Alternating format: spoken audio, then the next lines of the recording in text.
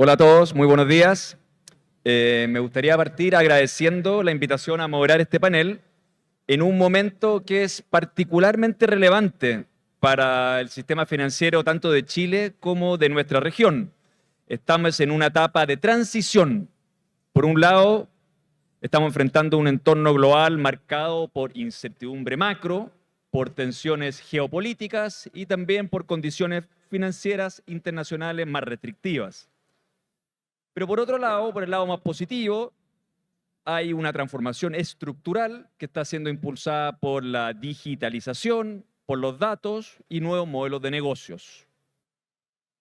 En los últimos 10 años, Chile ha avanzado de manera muy significativa en su marco regulatorio, tal como se explicó de manera muy clara en el panel anterior. Sin embargo, como ocurre en todos los procesos de cambio estructural, van surgiendo algunas tensiones legítimas, como por ejemplo entre innovación y estabilidad, como por ejemplo entre apertura y resguardo de riesgos, como por ejemplo entre velocidad de implementación y calidad regulatoria. Este panel busca precisamente abordar estas tensiones desde una perspectiva institucional. ¿Cuál es el rol de la política pública, de la regulación, de la coordinación entre autoridades y con el mundo privado para generar condiciones que sean habilitantes para el desarrollo sostenido de nuestro mercado financiero? Más que centrarnos en coyunturas específicas, el objetivo de este panel es elevar la conversación hacia los elementos que sean más estructurales. Me refiero a las reglas del juego, incentivos, secuencias de implementación y una visión de largo plazo. Para ello contamos con tres perspectivas complementarias. La mirada de la política financiera desde el Banco Central, don Claudio Radatz. La mirada del fomento productivo desde el Ministerio de Economía, don Karl Franz Kohler. Y finalmente, la mirada de largo plazo de alguien que ha tenido que ha conducido la regulación, la banca central, la banca pública en distintos momentos de nuestra historia financiera, don Enrique Marshall. La invitación es a una conversación franca, técnica y orientada hacia el futuro. La manera como queremos hacer este panel es con dos grandes bloques de preguntas. En cada uno de los bloques yo le voy a hacer preguntas a cada uno de los panelistas. Le ruego, para ser bien directo, no dar respuestas tan largas y también les ruego meterse a las respuestas de los otros panelistas, comentarlas, decirle qué es lo que les parece, qué es lo que no les parece, de manera de que esto no sea un monólogo, sino que sea una discusión un poco más dinámica. Entonces, el primer bloque de preguntas tiene que ver con la parte de visión más estratégica. Y me gustaría partir con Enrique. Entonces, Enrique, tal como se explicó en el panel anterior, las fintechs ya se han posicionado como actores muy relevantes en varios segmentos del mercado financiero chileno. Ahora, mirando el ecosistema de fintech hoy y con tu perspectiva histórica y conocimiento del mercado financiero, ¿este ecosistema de fintech está cumpliendo el potencial que prometía o crees que se ha ido quedando a medio camino? Gracias, Enrique. Gracias, Mauricio. Agradecido por la invitación. Quiero aclarar que hablo a título estrictamente personal porque tengo varios sombreros y no quiero comprometer a ninguna de las organizaciones ni entidades a las cuales me encuentro ligado. Dicho eso, entro en tu pregunta, Mauricio. Yo creo que la emergencia del ecosistema fintech es uno de los desarrollos más importantes que ha tenido lugar al interior del sistema financiero en las últimas décadas. No sé si uno o el más importante. Si tengo que encontrar algún paralelo, tendría que mencionar la masificación de las tarjetas de crédito que tuvo lugar en los 90 y probablemente también la masificación de la cuenta transaccional tipo cuenta vista, cuenta RUT de Banco Estado, pero que también han ido incorporando gradualmente el resto de las instituciones financieras. Yo creo que esos son los tres grandes desarrollos y, como digo, creo que la emergencia del mundo fintech es es un hecho bien notable. Quiero dar algunos antecedentes para poner eso en perspectiva. En la década de los 80 había en el país alrededor de 60 instituciones bancarias, contando bancos comerciales y sociedades financieras. Hoy día quedan 16. O sea, se ha reducido el número a la cuarta parte. Si nos vamos al ámbito del mercado de valores, había alrededor de 70 y tantas corredoras de bolsa y agencias de valores. Hoy día no hay más de la mitad de esa cifra contando ambas. En cambio, el mundo fintech está aportando números muy relevantes de actores. Tenemos, estas son cifras que saqué de la CMF, supongo que están bien, alrededor de 180 fintech registradas, pero si uno suma todas las que están ahí a la expectativa de poder incorporarse o prestar servicios próximamente, estamos hablando de un ecosistema de 500 operadores, 500 actores. Entonces, esta es una revolución, sin lugar a dudas. Hay que reconocer también la inmensa contribución que ha hecho el ecosistema fintech en términos de dos cosas que son muy relevantes para el desarrollo del sistema financiero, como son la competencia y la inclusión. La competencia es un elemento fundamental porque le brinda al sistema financiero validez y legitimidad frente a la población. Es muy difícil, por ejemplo, discutir si una tasa de interés es correcta o no lo es. Estas son discusiones que emergen de tiempo en tiempo. ¿No serán excesivamente altas las tasas de interés? Bueno, la única forma de despejar correctamente esa pregunta es verificar si existe efectivamente un ambiente de competencia, porque bajo esas condiciones las tasas de interés se forman correctamente. En el ámbito de la inclusión, el ecosistema fintech ha hecho también una contribución muy importante.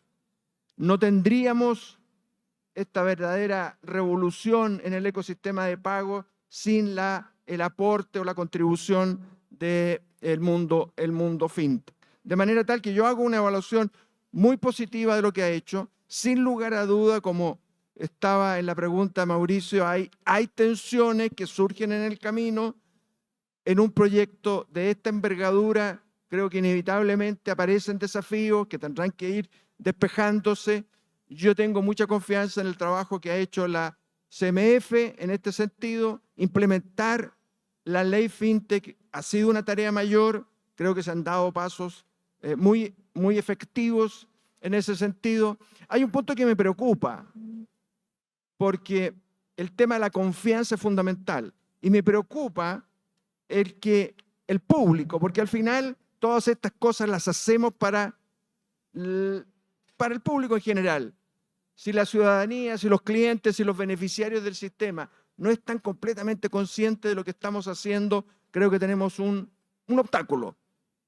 Y leyendo una encuesta que hizo hace un año la CAF, la Corporación Andina de Fomento, encontré que frente a una pregunta que decía, bueno, ¿usted está disponible para que sus datos puedan ser compartidos con otros operadores?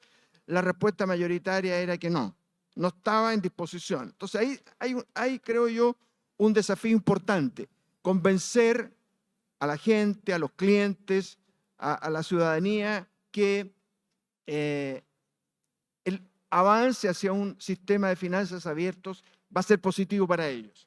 Hay un desafío mayor. Y eso se ve corroborado también cuando uno mira las cifras de portabilidad financiera. La portabilidad financiera ha avanzado poquito. El Ejecutivo, el legislador, sacó una norma, trató de empujar esto. Suele ocurrir con cosas que empuja la autoridad, pero que no siempre tienen asiento en la realidad. Y la verdad es que las cifras en materia de portabilidad son escasísimas, alarmantemente bajas. sobre todo en lo que se refiere a cuentas transaccionales. Quizás hay algo en materia de crédito hipotecario donde suele haber un poquito más de movilidad. Entonces, creo que ahí hay un desafío, porque si los clientes no miran esto con confianza, no perciben con claridad los beneficios, creo que va a ser bastante difícil avanzar. Quedo hasta ahí para cumplir con los puntos que tú señalaste, Mauricio. Gracias. No, muchas gracias, Enrique, y me encantó tu mirada como histórica de hablar de estos tres grandes avances, de la masificación de las tarjetas de crédito, después la masificación de las tarjetas de pago transaccionales y ahora fintech. Eso nos ayuda a todos a entender esto con una perspectiva más histórica. Solo, Enrique, la pregunta era si el ecosistema fintech está cumpliendo el potencial que prometía o se ha quedado a medio camino. De tu respuesta entiendo que sí lo está cumpliendo. Yo creo que hemos avanzado significativamente, se están cumpliendo las expectativas, quedan tareas importantes por delante, sin lugar a dudas. Perfecto. Muchas gracias, Enrique. Claudio o Carl Franz, antes de que yo les haga la pregunta a ustedes, ¿hay algo que le apetece, digamos, agregar a lo que dijo Enrique en el espíritu de tener una conversación acá en el panel? Aló, aló, aló. Sí. Ahí sí. Sí, muy brevemente. Aprovecho de saludar rápidamente aquí a FinTech Chile por este evento. Tuve la oportunidad de estar hace algunos años en el evento financiero en Singapur, que es probablemente el uno o dos más grande del mundo. Me atrevo a decir que todavía no tenemos ese tamaño, pero a nivel de lo que es organización y invitado, un 7, así que mis felicitaciones. Competencia y inclusión de la empresa FinTech clave. Y hoy día, después de 57 días en el ejercicio del cargo de subsecretario de Economía, me atrevo a aseverar con cierto nivel de confianza que lo que está trayendo la industria fintech hoy día también, sobre todo para pequeña y mediana empresa, es sofisticación. Sofisticación.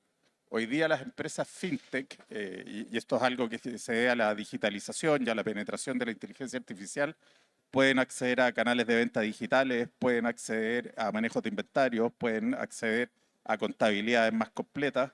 Y eso es algo que nosotros como gobierno estamos impulsando fuertemente justamente al amparo de la ley FinTech y esperamos prontamente también al amparo de la implementación del sistema de finanzas abiertas. Como comprometimos a hablar corto, lo dejo hasta ahí sin perjuicio que comente algo más adelante. Perfecto, sofisticación. Me encanta ese concepto. Y tú, Claudio, no es necesario, por si acaso.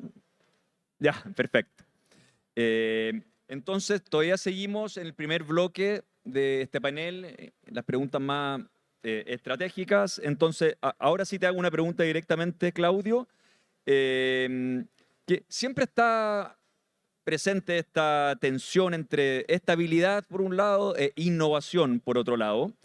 Y a veces se dice que las autoridades deben cuidarse de no pasarse de prudentes.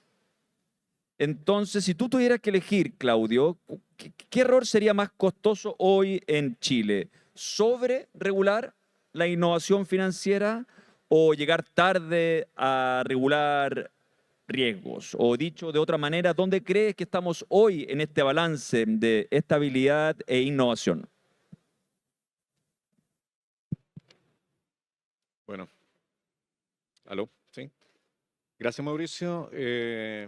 Gracias también por la invitación a participar de este panel. Me gustaría partir abordando tu pregunta, desafiando un poco la tensión que mencionas, digamos, en el siguiente sentido, que es que en nuestro marco, especialmente en nuestro marco legal, regulatorio, supervisor, que está orientado fundamentalmente a actividades, las innovaciones, casi por definición, parten fuera del perímetro regulatorio. Así es que no hay necesariamente tanta tensión, por lo menos al comienzo, entre innovación y regulación. Y además parten a una escala que usualmente no representa riesgos materiales desde el punto de vista de estabilidad financiera. En ese sentido, la pregunta y el desafío que está asociado a lo que tú mencionabas es si es que, cuándo y cómo regular alguna actividad innovadora.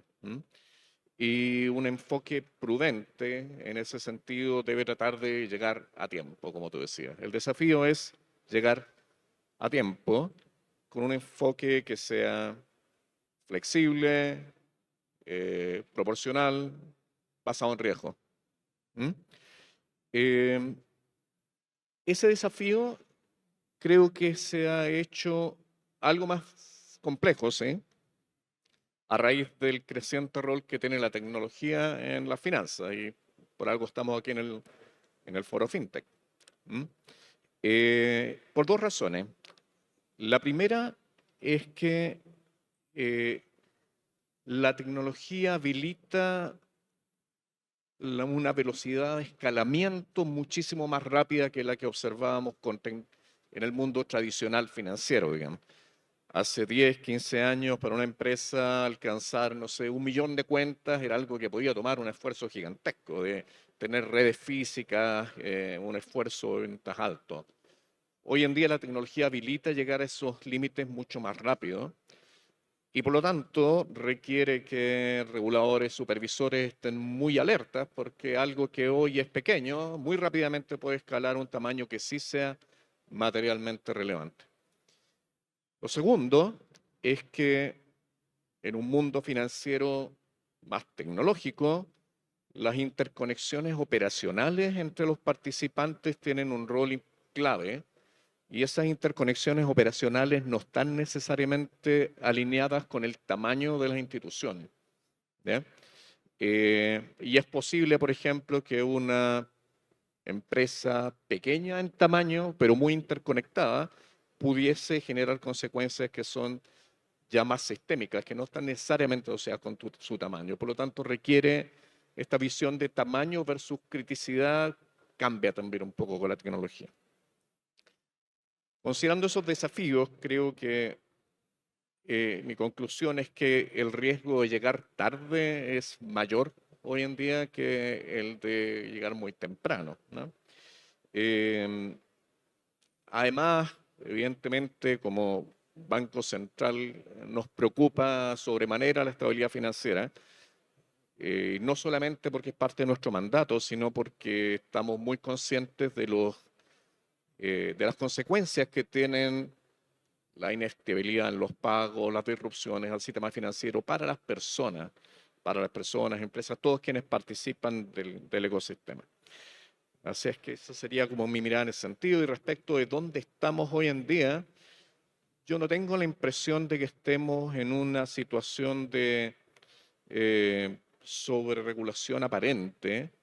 De hecho, como se ha mencionado, y bueno, estamos aquí, solo en parte es testigo de aquello, que buena parte de las actividades innovadoras se han desarrollado fuera de un marco regulatorio.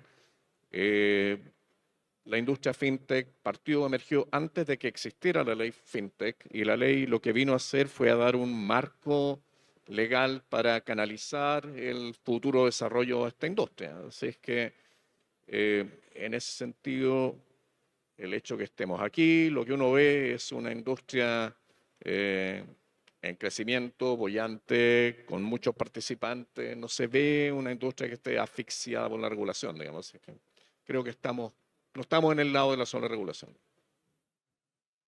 Súper claro, Claudio, muchas gracias. Oye, quedé, no quiero decir asustado, pero un poquitito preocupado por eso que levantaste tú de la interconexión operacional entre los distintos actores. En el Banco Central están midiendo a través de un mapa de conexiones o de networks para tratar de entender cuáles son las entidades más centrales que podrían propagar riesgo hacia la cadena completa, o eso es algo que la CMF está haciendo o nadie lo está haciendo. Buena pregunta. El Banco Central siempre ha tratado de medir interconexiones de la manera más tradicional. Yo creo que tratar de medir interconexiones operacionales es más complejo y es algo que es nuevo para todos. En principio, quien está a cargo de la supervisión de los aspectos operacionales es la CMF y probablemente ellos tienen un rol más activo en ese frente. Nosotros es algo que nos interesa y que estamos tratando de seguir cercanamente. Sí, porque habiendo sido comisionado la CMF, el foco tiende a ser por entidad, no tanto a nivel de sistema. Entonces, ahí está como el desafío de, oye, los temas de estabilidad financiera, ¿cuál es el regulador, digamos, que debería estar viéndolo? Entonces, un bonito desafío. Enrique o Carl Franz, ¿algo que agregar o comentar sobre la intervención de Claudio? más que sobre la intervención de Claudio, algo que tú mencionaste, Mauricio, respecto a la tensión entre innovación y regulación. A mí me gustaría ser un poquito más provocativo y decir, el objetivo de la autoridad y por tanto la regulación y la supervisión es promover el desarrollo financiero bajo condiciones de estabilidad. Si uno lo pone así, creo que establece una prioridad más clara. Si el desarrollo financiero por alguna razón se estanca, entonces hay que revisarlo todo. O sea, no es que uno agregue un objetivo adicional. Cuando uno agrega objetivo a un listado, tiene el problema de, bueno, ¿a cuál le da prioridad? Entonces uno dice, no, mi objetivo es la estabilidad y también tendría que preocuparme del desarrollo financiero. No, yo lo pondría de esta otra manera. El objetivo de la autoridad y por tanto el objetivo de la regulación y la supervisión es el desarrollo financiero. Por supuesto que hay que agregar la palabrita estable, ordenado, porque pueden haber desarrollos financieros desordenados. Y Chile conoce algo de eso. Es cosa de irse a la década de los 80. Y hubo un desarrollo financiero desordenado. Entonces, es importante que sea ordenado. Pero siempre es el desarrollo financiero. O sea, si la autoridad percibe que no fluye el crédito a la economía, esa es su tarea principal. ¿Cómo hacemos para que el crédito vuelva a fluir? Revisar la regulación, asumir una actitud de liderazgo, persuadir, ver qué puede estar entrabando. Pero esa es su tarea, hacer que los servicios fluyan a la economía real. Eso es. Totalmente de acuerdo, Enrique, y no lo pudiera haber puesto tan claro como tú lo pusiste. No tengo tan claro que todas las autoridades del sector financiero tengan la misma visión. Y de no ser así, creo que es importante tener esta discusión para ir moviendo, digamos, hacia la visión, digamos, que mencionas tú. Primero, desarrollo, por supuesto, condicional a tener un sistema que sea estable y un sistema con buena conducta de los participantes. Karl Franz, ¿tú querías agregar algo? Aló, sí. Muy brevemente, nomás, que esa tensión existe, ¿eh? Y yo creo que lo que hemos vivido en los últimos años en Chile tiene que ver no solo con un exceso de regulaciones, sino con distintas capas regulatorias que no se concilian necesariamente entre sí, ¿ya? Hemos sacado últimamente distintas normativas. Bueno, salió la ley FinTech, que sobre la cual estamos conversando, la ley de datos, la ley de privacidad de los datos, la ley de ciberseguridad, todos con agencias de supervisión y fiscalización. Y todo eso impone una carga regulatoria en el mundo regulado, en las empresas. Y creo que con eso hay que tener bastante cuidado, ¿eh? De hecho, a otro nivel, la palabra que nosotros inventamos en Chile es permisología. Tenemos que tener cuidado de que en el mundo financiero, en el mundo fintech, en el mundo del emprendimiento, no generemos una permisología 2.0 en el fondo, sino que, como estaban diciendo acá, ojalá, protegiendo el mercado, la fe pública y la competencia, tener regulaciones ágiles que permitan que el desarrollo financiero lo realicen los privados, no el Estado. Absolutamente, y por lo menos lo que yo he visto y he conversado con algunos reguladores es que hay un poquitito mayor de interés en replantearse algunas regulaciones, eventualmente simplificarlas, eventualmente asegurarse de que no haya duplicidad por distintos agentes. Entonces, he visto ese diagnóstico y yo soy optimista de que vamos a tratar de avanzar para tratar de resolver esos problemas. Así que, de acuerdo con tu visión, Karl Franz. Y bueno, y ahora voy a tu pregunta, que tiene que ver con un poquitito distinto, tiene que ver con Venture Capital, que es una fuente de financiamiento para startups muy importante. Entonces, Chile tiene una base de ahorro institucional muy relevante por nuestro sistema de pensiones, pero el Venture Capital sigue siendo pequeño a nivel, digamos, comparado internacional, y muchas startups terminan financiándose afuera. Vemos que se van a Estados Unidos, etcétera. Entonces, acá hay como dos capas de pregunta. Primero, ¿qué crees tú, Karl Franz, que está fallando? ¿Tiene que ver la regulación, o son los incentivos, o un diseño institucional más profundo? Y lo segundo, bueno, es dónde debería actuar el Estado. Por supuesto, sin desplazar al sector privado, pero ¿qué debería hacer si es que debería hacer algo el Estado para tratar de impulsar, digamos, el financiamiento a través de Venture Capital. Sí, es una muy buena pregunta de respuesta de muchas consideraciones y muy largo desarrollo, pero voy a tratar de focalizarme en algunos aspectos, porque en realidad tiene que ver con la madurez. Venture Capital no solamente del mercado, Venture Capital también con la madurez de una economía, la madurez del mercado de capitales que tiene una economía en términos generales, y ciertamente del tamaño. ¿Ah? Y a nivel de mercados, bueno, se genera un mercado cuando hay oportunidades, cuando hay necesidades y cuando hay, claro, también incentivos por parte de los reguladores. Y cierto contexto, ¿no? Y a mí me gusta darlo porque en mi vida anterior, antes de estos 57 días como subsecretario, me tocó, de hecho, como abogado, trabajar en el desarrollo de empresas fintech y a propósito de lo que tú mencionabas, Mauricio, efectivamente que el flip se produce muchas veces afuera porque cuando hay escalamiento en fintech y tú quieres crecer a nivel regional, tienes que ir a buscar, entre comillas, platas de ronda 2, 3, etcétera, afuera. Y hay ciertos datos generales. No sé, si mal no recuerdo, Estados Unidos creo que representaba como 23, 24% del Producto Interno Bruto Mundial. Chile es como el 1,2% del Producto Interno Bruto de Estados Unidos.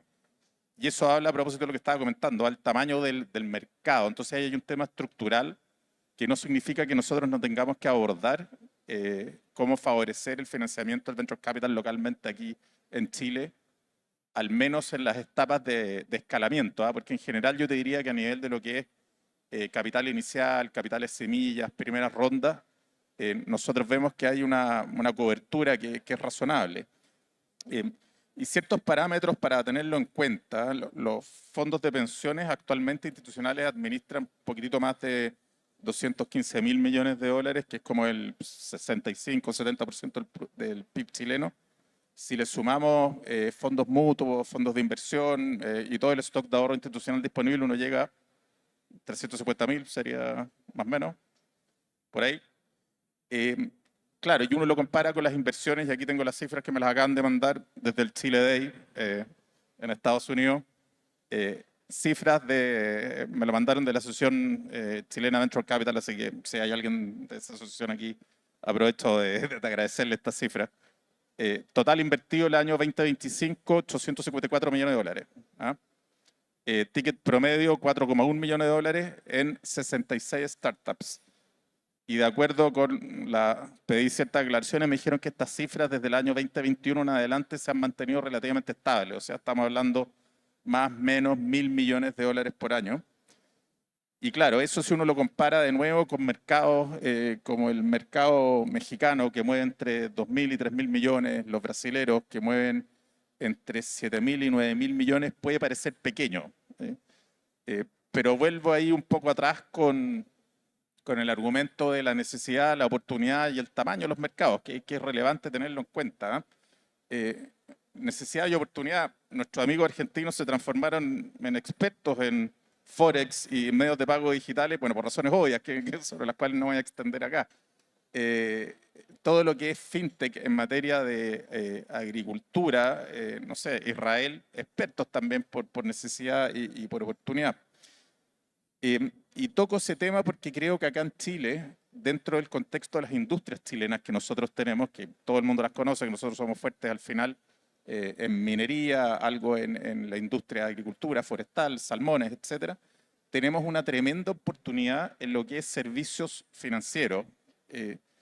Y creo que en ese sentido, más allá del tamaño de los mercados que yo estaba comentando y la necesidad de que el escalamiento a nivel grande y regional, probablemente por un tema estructural, se efectúe finalmente afuera, hoy día hay, diría yo, hay que fomentar desde un nivel regulatorio, desde un nivel de beneficios estatales, que el escalamiento en lo que es etapas 2 de levantamiento de capital para los distintos startups en Chile se pueda efectuar desde acá.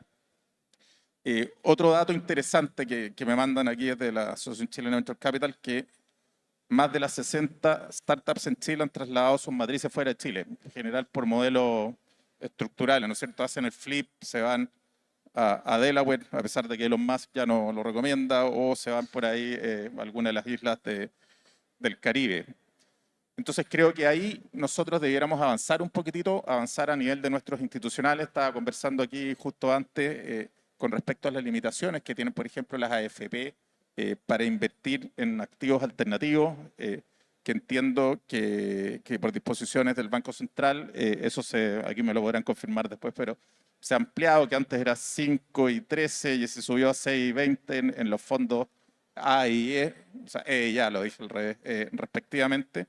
Pero entiendo asimismo que existen ciertas restricciones o interpretaciones que no permitirían que se consideraran como activos alternativos a la industria del venture capital para invertir directamente. Entonces, creo que ahí habría un camino que recorrer para efectos de aclarar esas dudas que existen en esa industria.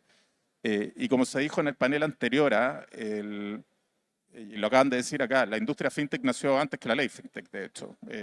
Yo personalmente tuve que enfrentar litigios defendiendo empresas fintech de los incumbentes en su oportunidad. Y creo que en este sentido el desafío va un poco por ahí. Antes de tener los conflictos, sería bueno despejar las dudas regulatorias que existen sobre esta materia. Y en mi opinión, yo creo que sería adecuado empezar a conversar y avanzar en las alternativas de que los institucionales inviertan en activos alternativos y que dentro de los activos alternativos se consideren a los capital ventures. Como dije, creo que servicios financieros deberá transformarse en Chile, no sé si en una industria que va a tener el tamaño de lo que es minería, industria forestal y salmones, pero dado que exportación de servicios financieros, dado la penetración digital que tenemos nosotros en Chile, diría yo, la solvencia y tranquilidad institucional que tiene este país, me parece que es una tremenda oportunidad para avanzar en ese sentido, Mauricio. Sí, perfecto. Y además los servicios financieros como industria tiene la ventaja que es de muy alto valor agregado, que genera puestos de empleo, digamos, que pagan bien. Entonces, totalmente de acuerdo sobre la idea de tener que avanzar eso y además diversificarnos, digamos, nuestra fuente de creación de valor como país. Porque si no, se nos mueve el precio del cobre, digamos, Tal cual, diversificar la Sí. matriz productiva en Chile hoy día es un must. Entonces tenemos que avanzar en ese sentido y esto es una forma barata y rápida de poder hacerlo. Perfecto. Mira, estamos con un poquitito menos de tiempo de lo que yo quisiera. Entonces, Claudio, si quieres, después del panel podemos discutir de manera más privada, digamos, si nos puedes aclarar este tema de cuáles son las fricciones para que las AFPs efectivamente puedan o no invertir en venture capital, que se consideren como activos alternativos o no.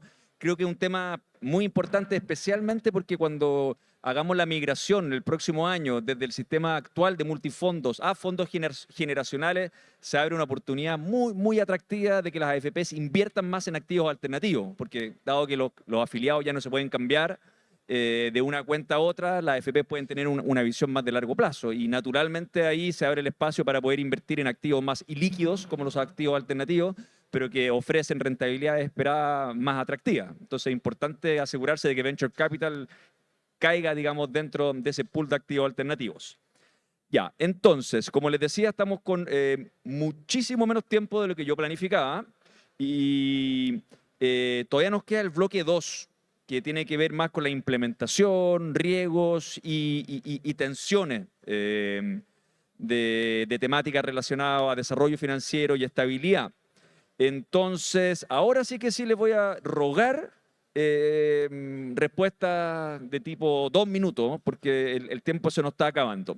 Entonces, Carl Franz, oye, me gusta mucho el apoyo que tiene desde el más allá, con todos los datos que te están pasando. Sí, en vivo, Sí. Chile Day está aquí apoyando en vivo. Priceless. Entonces, mira, Carl Franz, más allá de la regulación financiera, que es un tema que hemos hablado, ¿cuál crees tú que puede ser una palanca de fomento productivo más subutilizada hoy día? Por ejemplo, Corfo, garantías, adopción digital, etcétera, para que la innovación financiera pueda llegar a las pymes de manera más efectiva y a los segmentos menos atendidos. ¿Y qué está impidiendo que se use esa palanca de manera más intensamente? A ver, en breve yo creo que A nivel de palancas de fomento financiero por parte de entidades del Estado, bueno, tenemos entidades que son súper activas en lo que es financiamiento de capitales semilla y de capitales después de desarrollo. Corfo en ese sentido ha hecho un tremendo trabajo desde el año 98 en adelante, donde ha financiado, aquí no tengo el número exacto, no tengo el apoyo online, pero según recuerdo eran más de $1.000 millones repartidos entre distintas entidades. Entonces creo que es una herramienta que tiene que continuar.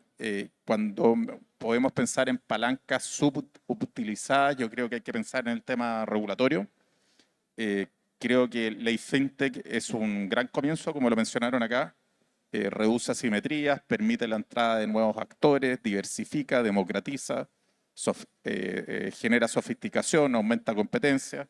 Entonces creo que hay que insistir en lo que es la penetración de lo que es la Ley FinTech y sobre todo hay que trabajar aceleradamente en lo que es la implementación del sistema de finanzas abierta. Creo que el cambio de paradigma aquí en lo que es el nuevo oro, que es el dato, el hecho de que uno sea propietario y uno pueda utilizar su dato y uno pueda darle acceso hoy día a sus datos financieros, desde luego con todos los resguardos que hay que tomar en materia de ciberseguridad y todos los resguardos que hay que tomar a nivel de mercado, pero que yo pueda disponer hoy día de datos para efectos de que alguien me asista a mí en, por ejemplo, tomar decisiones en materia de seguro, en materia financiera, en materia educacionales, en materia de salud, yo creo que es una subpalanca que en el fondo es algo que una vez que esté correctamente implementado, deberíamos avanzar fuertemente ahí. 20 segundos nomás, me quedo, pero hace 2 días atrás, no, fue el jueves de la semana pasada, estuve en una capacitación de Cercotec donde se estaba enseñando solamente inteligencia artificial a distintas pymes. Las pymes han estado un poco venidas a menos en los últimos años en distintos indicadores, pero con la aplicación de la IA y con la digitalización de sus sistemas, yo creo que tenemos una oportunidad tremenda como país y tremenda para mejorar la calidad de vida de todos los chilenos. Buenísimo, Carl Franz. Muchas gracias. Cuando hablaste del nuevo oro, yo pensaba que iba a decir litio, pero tiene razón, son los datos. Y por eso es tan importante que el sistema de finanzas abierta avance y avance con mayor rapidez. Claudio, Chile tiene un sistema de TEF, de transferencia electrónica, muy desarrollado, pero no ha dado el salto hacia sistemas tipo PIX que existen en Brasil. ¿Crees tú, Claudio, que este es un problema de coordinación privada o falta de liderazgo en infraestructura y estándares? ¿Debería el Banco Central empujar más activamente este cambio, recordando que PIX en Brasil justamente fue empujado por el Banco Central de Brasil?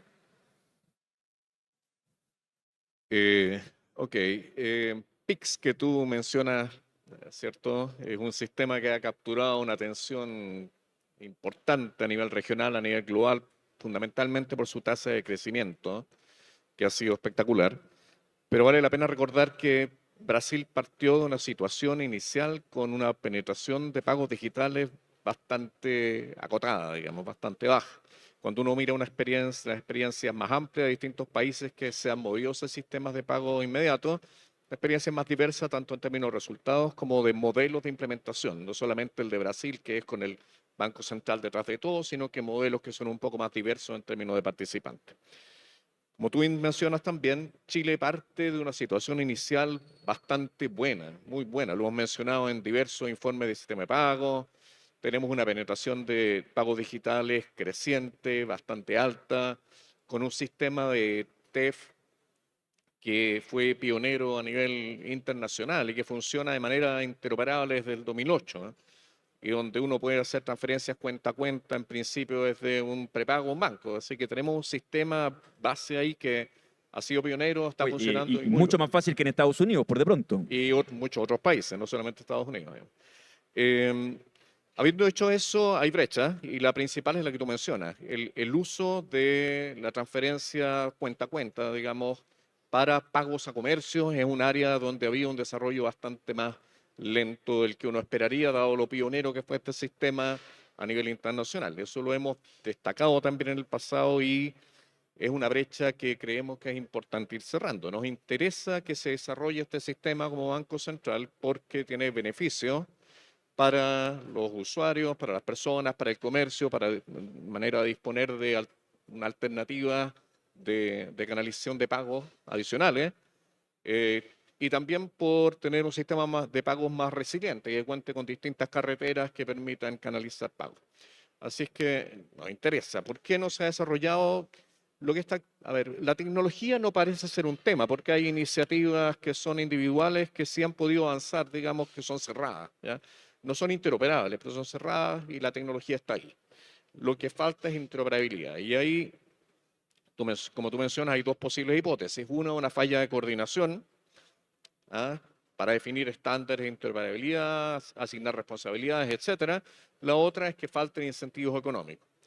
Es difícil saber a priori cuál de las dos es, pero cualquiera sea el caso, lo que muestra la experiencia internacional es que en estos distintos modelos que existen siempre ha habido un rol activo de los reguladores para lograr que este esquema, el sistema de pagos se desarrolle.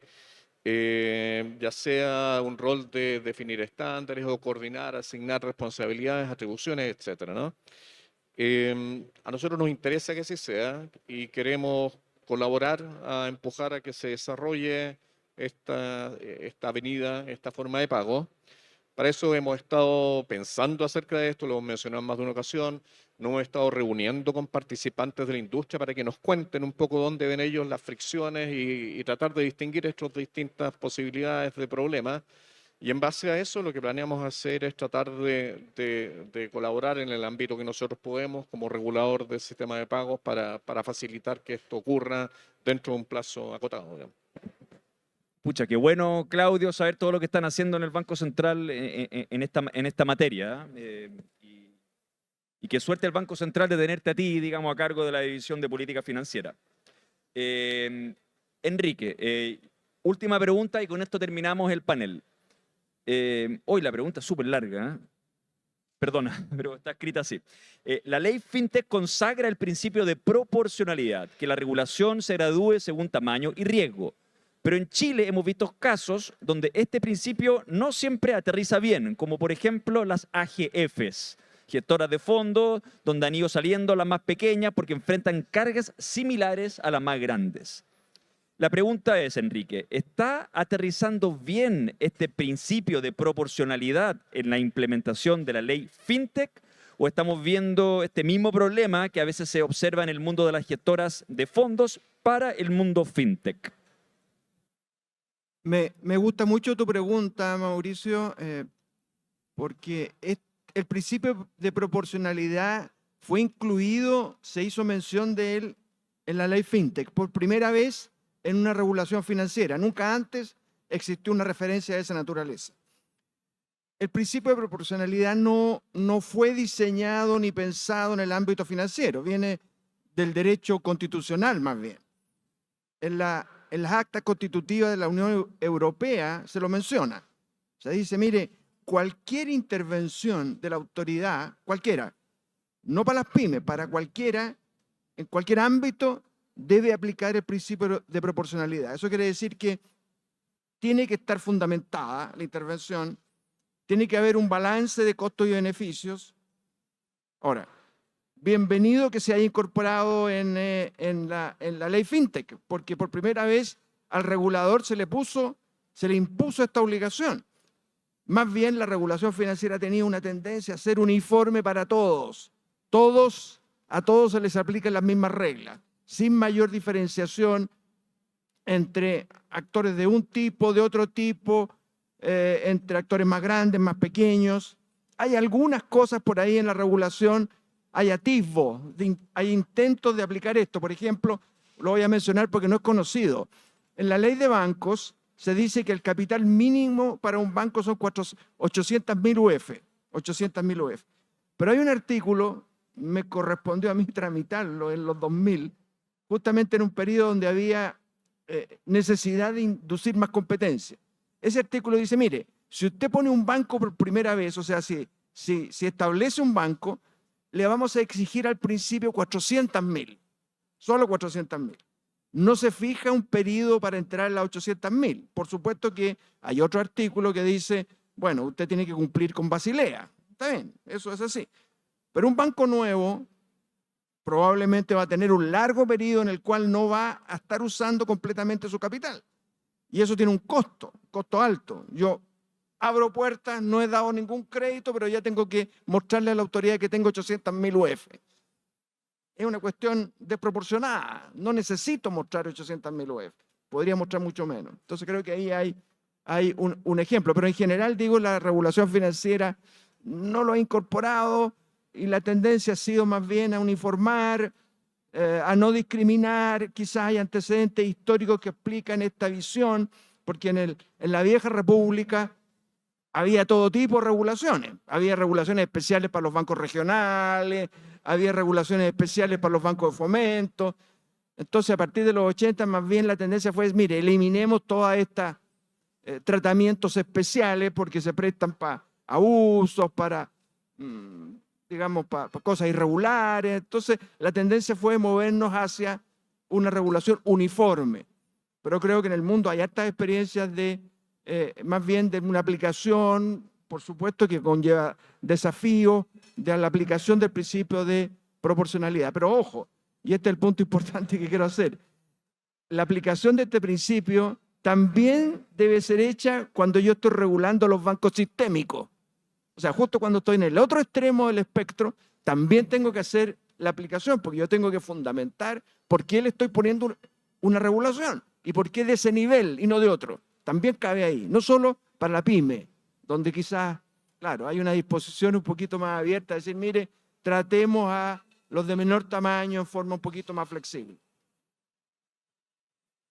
Yo elaboro más sobre esto, voy a pasar un aviso aunque me reten, en un libro que está próximo a ser editado, que lleva un prólogo de Mauricio, a lo mejor al leer el libro sacó de ahí la pregunta, así que si alguien quiere elaborar más o quiere conocer más de esto, puede consultar el libro. Perdón por el aviso, me van a retar, pero está bien.